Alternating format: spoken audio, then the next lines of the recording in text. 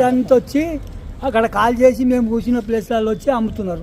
మమ్మల్ని అంబులెన్స్లేరు, మాకు జాగాలు ఇస్తలేరు. వచ్చి ఎక్కతక్క అంటే గుద్దనీక కూడా తయారవుతున్నాం. చెప్పండి. అయితే మనం రైతులం తెచ్చుకొని మనం అమ్ముతుంటాము. మనం కొంచెం కొంచెం తీసుకొని పోయి మనం అమ్ముతున్నాము.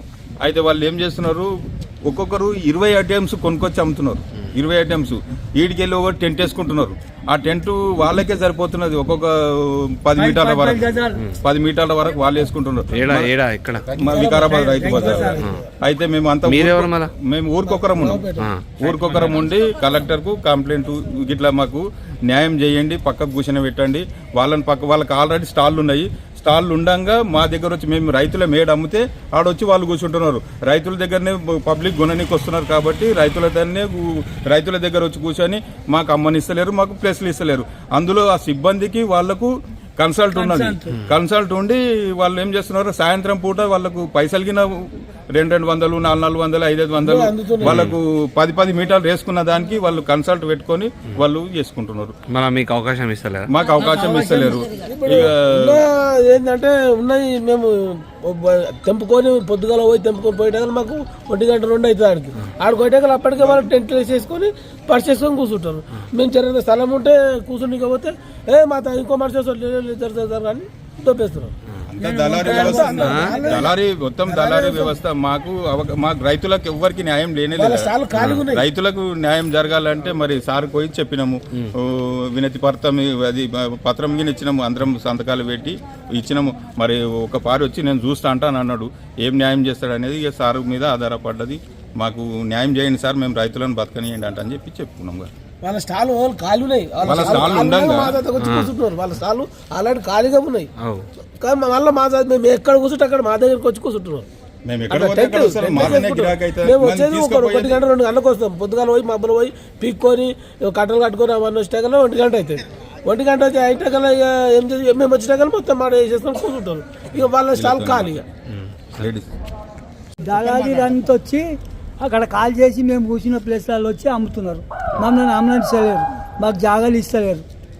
వచ్చి ఎక్కతక్క అంటే గుద్దనీక కూడా తయారవుతున్నాం. చెప్పండి. అయితే మనం రైతులం తెచ్చుకొని మనం అమ్ముతుంటాము. మనం కొంచెం కొంచెం తీసుకొని పోయి మనం అమ్ముతున్నాము. అయితే వాళ్ళు ఏం చేస్తున్నారు, ఒక్కొక్కరు 20 ఐటమ్స్ కొనుక్కొచ్చి అమ్ముతున్నారు. 20 ఐటమ్స్ వీడికి వెళ్ళి ఒక టెంట్ వేసుకుంటున్నారు.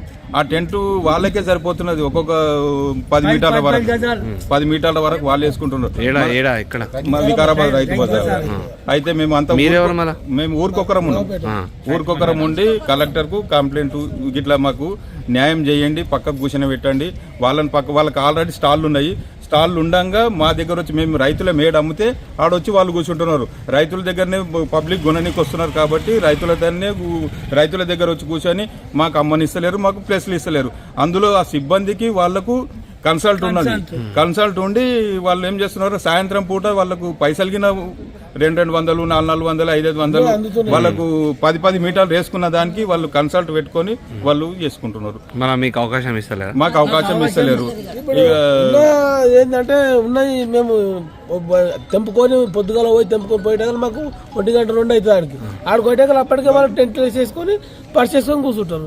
మేము చిన్న స్థలం ఉంటే కూర్చుని పోతే మా ఇంకో మనిషి కానీ దొప్పేస్తున్నారు. దళారీ వ్యవస్థ మాకు రైతులకు ఎవ్వరికి న్యాయం లేనేలేదు. రైతులకు న్యాయం జరగాలంటే మరి సార్ పోయి చెప్పినాము, వినతి పత్రం ఇచ్చినాము, అందరం సంతకాలు పెట్టి ఇచ్చినాము. మరి ఒక పారి వచ్చి నేను చూస్తా అంటాను అన్నాడు. ఏం న్యాయం చేస్తాడు అనేది ఇక సార్ మీద ఆధారపడ్డది.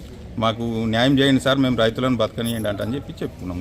వాళ్ళ స్టాల్ ఖాళీ ఉన్నాయి, వాళ్ళ స్టాల్ ఆల్రెడీ ఖాళీగా ఉన్నాయి.